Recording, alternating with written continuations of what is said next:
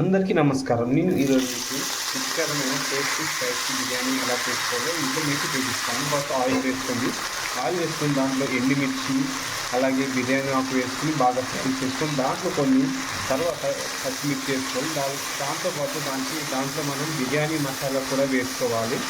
బిర్యానీ మసాలా అంటే మీకు అందరికీ తెలుసు కదా, దాల్చిన చెక్క అలాగే యాలకులు, మరాఠీ మొగ్గ అలాగే మనకి యాలకులు అన్నీ కలిపేస్తాం. అది మసాలా అనేది కింద లింక్లో ఇస్తాను చూసాను. దాంతోపాటు కొన్ని మనకి పచ్చిమిర్చి వేసుకున్నాం కదా, కొన్ని ఉల్లిపాయలు కూడా వేసుకుని బాగా ఫ్రై చేసుకోవాలి, రోస్ట్ చేసుకోవాలి.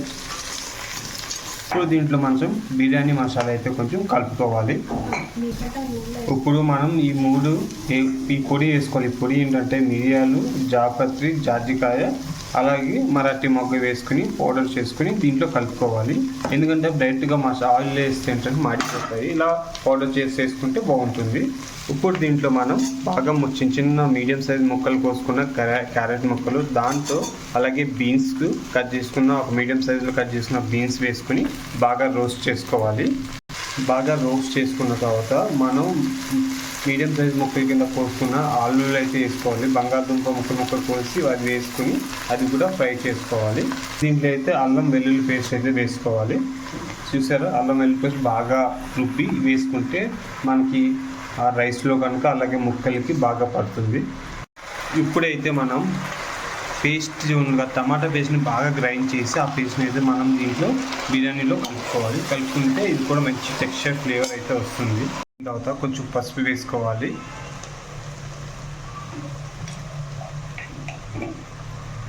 దాని తర్వాత కొంచెం కారం వేసుకోవాలి. మీకు రుచికి తగ్గంత కారం అయితే వేసుకోండి.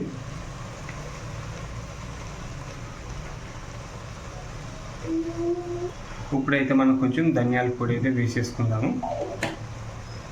ఇప్పుడైతే కొంచెం గరం మసాలా అయితే వేసుకుందాము. మీకు రుచికి తగ్గట్టు గరం మసాలా అయితే వేసుకోండి. దీని తర్వాత ఫైనల్గా అయితే సాల్ట్ వేసేసుకుందాము.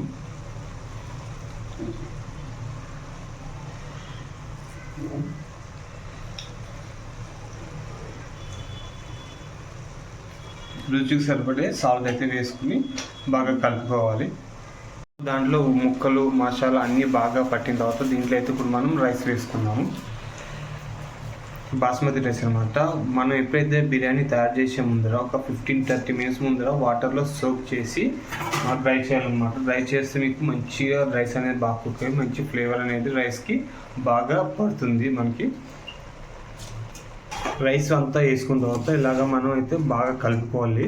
ఏంటంటే మసాలా అంతా రైస్కి ముక్కలకి బాగా పట్టేలాగా కలుపుకుంటే మీకు అనేది రైస్లోకి బాగా ఫ్లేవర్ దిగి టేస్ట్ అనేది రైస్లోకి చాలా పడుతుంది. ఇప్పుడైతే మనం కొబ్బరి పాలు వేసుకుంటాం. బేసిక్గా ఏంటంటే అందరూ వాటర్ వేస్తారు కానీ మనమైతే కొబ్బరి పాలు అయితే వేసుకుంటాము. కొబ్బరి పాలు ఎలా వేసుకుంటామంటే చాలామంది పచ్చికాయ వేస్తారు. కాకపోతే మేము ఏం చేసామంటే కుర్రికాయని తీసుకుని దాన్ని మొత్తం మిక్సీలో వేసి వాటర్ చేసి ఏమైందంటే దాంట్లో కొంచెం మీగడ లాంటిది కూడా వచ్చింది. ఆ మీగడ కూడా వేస్తే టేస్ట్ అనేది వేరే ఉంటుంది. రుచికి సరిపడే వాటర్ వేసుకొని దానిపైన మూత పెట్టుకుని ఒక 2-3 విజిల్స్ వచ్చేదాకా వెయిట్ చేస్తే మనకి బిర్యానీ అనేది తయారవుతుంది.